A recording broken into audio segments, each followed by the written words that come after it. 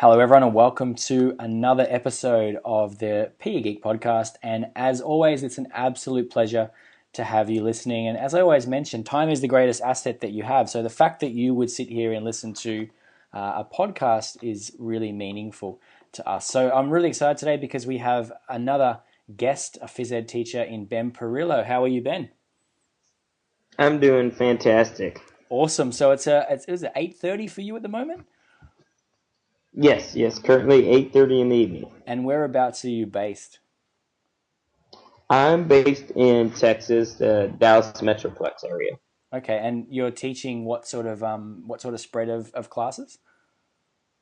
I am teaching kindergarten through fifth grade, and I absolutely love it. Yeah. So I mean, when did you get involved in phys ed? Is it something that you grew up with having a passion about, or was there a logical time or situation in your schooling that made this a realization for you that you wanted to teach phys ed?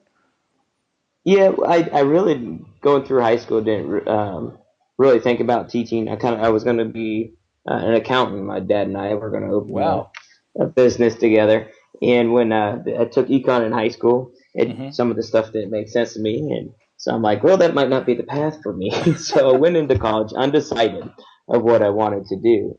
And at my university, they had a place we can go to and talk to people about things that interest you and stuff like that. Yeah. And I knew I liked to exercise. I knew I liked all that whole concept of lifting weights and all that. And so they were thinking maybe the health promotion route. I'm like, okay. And then I started looking through some of the stuff that was offered at the school, and I saw physical education non-teaching. And so I contacted them. I said, what's the difference? And they said, well, we don't have a non-teaching degree, only teaching. I'm like, okay. Well, if I get a teaching degree, I'll see that I can work well with different levels. So I started going that route, and they put me into a classroom during that first semester, and I fell in love. I'm like, oh my God, this is awesome. This is me. I love the whole concept. And so I kind of fell into it feels like, but I'm so glad that I found that path because I just love what I do, and the fact that I can go to work every day and loving my job is just phenomenal. Yeah, for sure. And I can tell that with the work that you do. There's this real passion and enthusiasm, not only to obviously work with the group of kids that you work with, but to share it. So you have a website that you happen to share a lot of stuff on. Where can people find that? Yes, I do. And it is at teachphysed.weebly.com. And I know for a fact that people do love the videos and stuff that you produce, the dance videos. Like, where did that sort of come as an idea for you?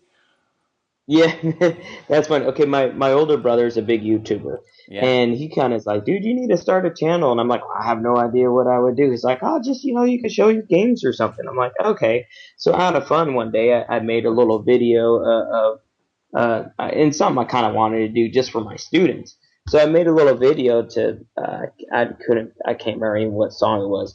I wanted to say it was Moves Like Jagger, and I made the little video, and I got so many comments on it, and I think it, primarily because my brother, they were trying to get him to dance, but more people watched it that were following me, and this was all the beginning process, and they were like, "This is so cool! I can see myself doing this every day," and I'm like, "Okay, well, I'm just going to turn this into a thing." So now, I try during the school year once a week to record some kind of dance video or basically movement to song, exercising the songs, really. And so I just kind of rotate around, and it's just really kind of snowballed. And I love hearing the comments from people. I love seeing the pictures of the kids doing the activities. And so that whole aspect of the YouTube channel just kind of came together, kind of fell into that one too, I guess you could say. Yeah. But it's a fun. I enjoy trying to figure out what to do, what songs to make to do, moderate to vigorous to or light where they're sitting down to drum fit or the aerobic drumming, whatever people want to call that. So I love piecing that together. And then, and I still have my other section, I call my Teach Phys Ed area, which is the games and activities I use with my students. And I have those posted, and I tried, again, posting those once a week on my channel. And I link it all to my website. That's the best way to go, is if you go to the website, there's an area for the videos, and you can go there, and it's laid out very easily to find different songs instead of having to search. Awesome. So, I mean, I've seen a few photos of this in action of people using the dances that you've produced. And is the common way that people set it up is they may have a laptop station and different dances happening? Is that one way that you've seen it used? Yeah, mostly I've seen it used where people are projecting it on the Yeah. wall, so they'll have their laptop hooked up to the projector, and obviously their sound, because some of the sound in the videos is not the greatest. Hmm. I've found a better way to do it. So they'll hook it up to their speakers and they'll play it that way and project it on the wall, and the whole class will follow along and Awesome. participate, kind of like the Just Dance video game. Yeah. Yep. Um, and so they just mirror along and follow along to the movements and stuff like that. That's primary main way I've seen it used. I know I've heard from classroom teachers as well, especially my campus, who use them with their students during the brain boost activities during the day and stuff, or indoor recess even. Yeah, that's so powerful too because, like we know, there's a lot of situations where people lose gyms and lose spaces to weather and all sorts of situations. So it is something that you could do in limited space, I believe. Yeah, and in fact, um, power went out in our school, and I'm like, okay, what can I do? I had my laptop. It was still connected to the Wi-Fi, so I was able to pull up. And of course, it's dark. We're in a hallway, and I'm like, hey, I can do the ones where I'm sitting down. So it was a great tool for me to go to. I was like, oh. And so we pulled up a bunch of the little videos while sitting down, and here's my little kindergartners doing right along with the videos. So they got a little exercise in and Yeah, that's everything, even with awesome. the power out. So it Yeah, was pretty cool. yeah, I So really yeah, it's a like nice tool to have to go to. that arsenal of things that you can sort of draw on when you need it. So we'll link to your website and the videos in the show notes for anyone listening. That's the pegeek.com/70 for episode 70. But the other thing that I wanted to talk to you about, and I sort of think of you every time I hear the word, is the FitstepPro pedometers. Like, where did you get involved in starting to use these? Let's see, maybe 5 years ago. Wow. Yeah. They someone from Gopher came out to our school district Hmm. and was showing them. I think it was Bob Pangrazi who actually came, if I'm not mistaken, and he was showing us about these, and he was talking about the MVPA, that moderate to vigorous physical activity level. And I'm like, these things are awesome. Like, I can do so much more having those as a tool for my students than just a regular step counter. Yeah. Um, and so about 3 years ago, I purchased one set, and then 2 years ago, I purchased a second set. So I had enough for my groups. I have a really weird schedule how they rotate through to me, but I love it. So I had two groups that stay with me the entire time, and so those are my students that wear the pedometers. And the second I put them on, and one group had the FitStep Pros, and one group didn't, and they were all like, the kids that didn't, they were like, oh man, when can we wear those? I'm like, your day is blah blah blah, and this, and so Hmm. I made sure when I started out, everybody had a chance to wear them at least once during the week, Yeah. between the two sets that I had. And so now it's just great because the kids love them. They can thumb through. They can look at where they're at in class and see how active they've been. My class is about 50 minutes long, so they can see where they're at any point. They can open it up and look um, and everything. And so So as they're like yeah. rolling into your class, what's the process for them to get their pedometer? Is there something that you've set up for that? Yeah, what I've been doing is on my whiteboard, I'll write down. This year we've been writing. In the past, I just kind of had a little sheet of paper, but the kids Hmm. have a hard time seeing it. So now I've been writing it on the board, saying these two groups, this is the color pedometer you're going to grab. So when they come in, they immediately just grab it out of the bin that I have it in, and I just have them right now in the storage bins that they came in from the company. Hmm. And so I'm looking at doing the pocket chart, which I know a lot of people have done, just to get it kind of up off the floor. Yep. So they just grab it. Once they're done with that, they continue on to whatever warm-up activity that we're doing, where it's either we're jogging or we're doing a dance video or we're playing a tagging game or something. So, and it's pretty quick. The kids, they're bam, bam, they're in. They got those things going. They're ready to go right away. Yeah, it's good. I mean, it seems to be a really seamless experience because a lot of people's frustrations would be that it wouldn't be, and it's the complete opposite with the GOPHER Fitstep Pros. This integrates really well into your class. So how has your teaching changed since that you've used it? I have noticed that it's really helped me to make sure the activities I choose are appropriate for the activity level I need the students to be at. Because here we have to make sure that our students, based off of what the state says, that they have to be in that MVPA area for at least 50% of the time that they're with me. So I really had to make sure the activities I'm choosing are able to get them that activity level. And if I tweak it a little bit here and there, it really helps out. And so I just the way my class is split up is I have like a first half where I have my fitness activity, so it's a lot of intense. So that's where they get most of their MVPA in, and then I have my second one activity, which is could be working on building the skill building activity. It could be actually working on the skill prior to the main activity. So and so I make sure whatever I'm doing, at least one of those two lessons is a highly active for them to reach their moderate to vigorous activity level. Yeah. Yeah, I mean, I just think about how much of a benefit it must be to have access to that sort of data with, in terms of reflecting on the class and preparing for others. It must be challenging for schools that didn't or don't have access to some of this technology. Would that be true? Yeah, definitely, because it's just such a nice tool to kind of even judge yourself on. Am I talking too much? Am I giving too much instruction to kids? Are we wasting too much time? Like I said, because we have to hit that 50%.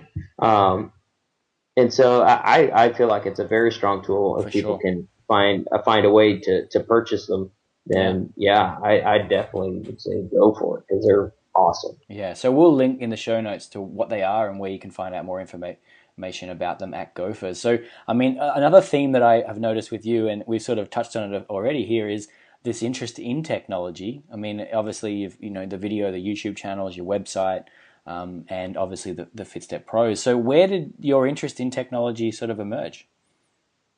I'd probably say my older brother. Yeah. Because for a while I wasn't afraid of technology, but I really wasn't into it like I am now. And once he kind of turned me on to doing this, using the YouTube channel and stuff.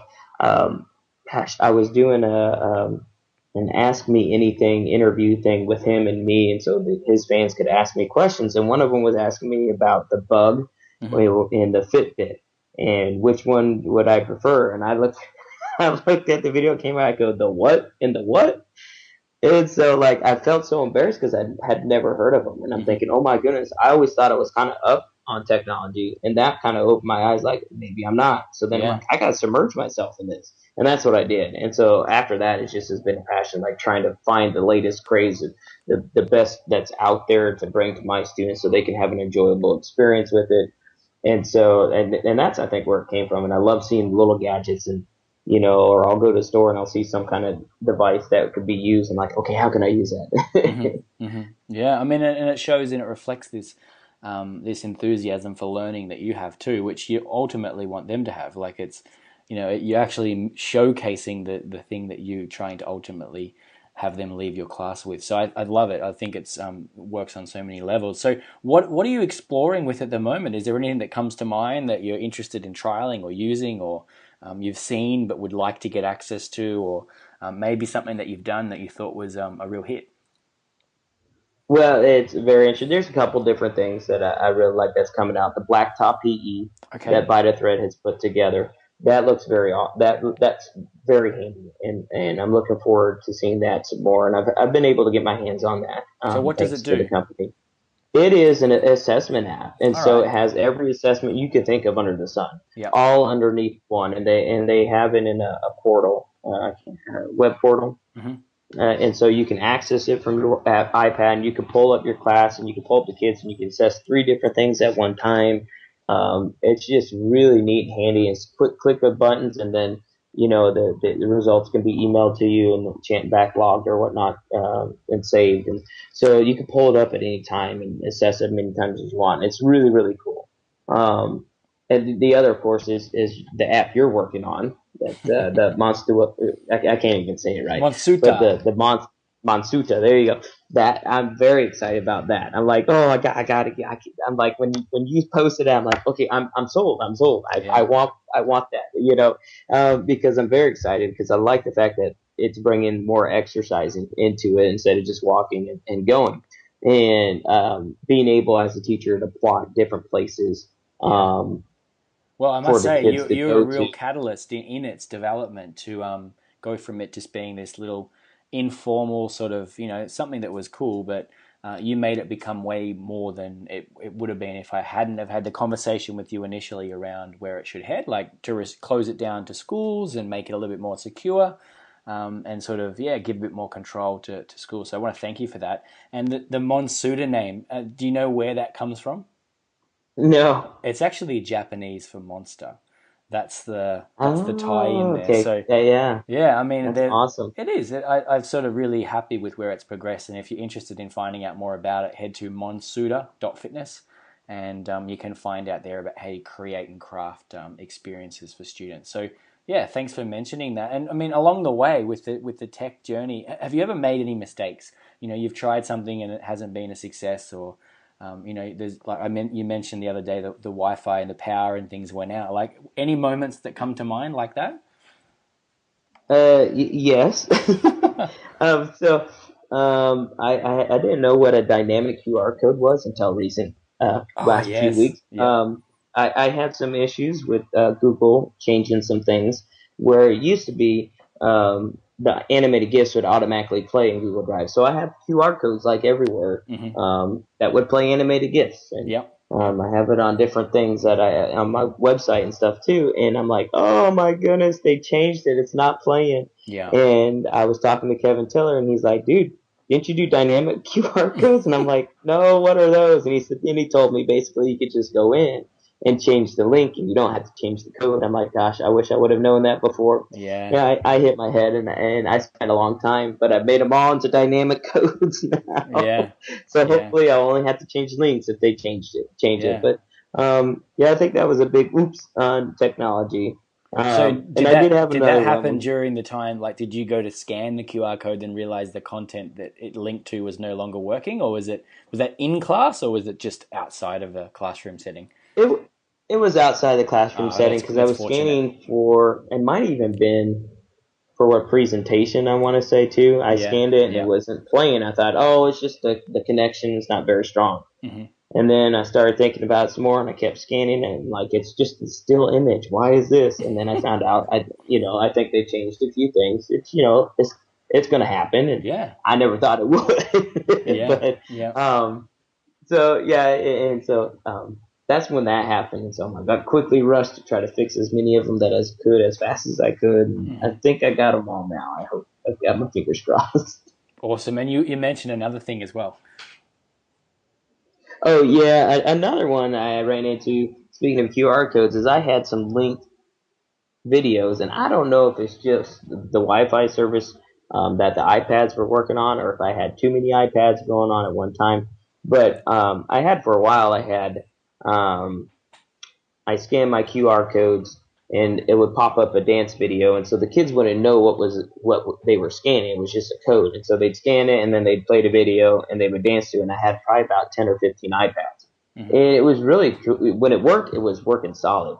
But we would scan some codes, and it would just take forever for the videos to pull up, and then and some would just never pull up, and so eventually, I didn't necessarily give up on it, but I haven't done it since then. So um, I don't know what. Yeah, I don't know if I should. I probably should just to give it a try again. But Mm-hmm. that was technology during class when something kind of went amiss. Yeah, I mean it's the real world though, isn't it? Like this learning process is fraught with things that go wrong and right. That's for our students. It's no different for us too. So I like that you're not turned away by that, because I do speak with a lot of teachers that they think that the worst thing that could possibly happen is that something maybe doesn't work as it's intended, and it turns them away from trying to do new things. And I think that's a real shame. So I'm glad that's not something that you struggle with at all. And I think that's a reason why you're successful, because you are willing to try things and explore and adapt and share it. That's the real key. So I want to thank you for coming on to the episode and sharing the things that are working for you and how you got started, because it does help other people. And just one more time, where can people find out your website and the things that you're doing? It is at www.teachphysed.weebly.com. Awesome. So we'll link to that in the show notes as well. And I really do recommend, jumping on, checking it out. You're on Twitter as well and other means. Is that a few other places that people can get you? Yes, yeah, you can find me, and it's my Twitter handle is at Coach Pirillo. Mm-hmm. So it's just my last name. I am on Voxer, if anybody's on Voxer, and I have the same Voxer username at Coach Pirillo. Those are, and I do have a Pinterest page, but I'm not a pinner, I guess. But yeah, the best way is Twitter. I'm definitely active on that most between that and Voxer. Yeah, for sure. That's how I connect with you. So, like I said, thanks for coming on. I look forward to catching up and seeing what you're doing down the road. Thanks again. Thank you. See you later. All right.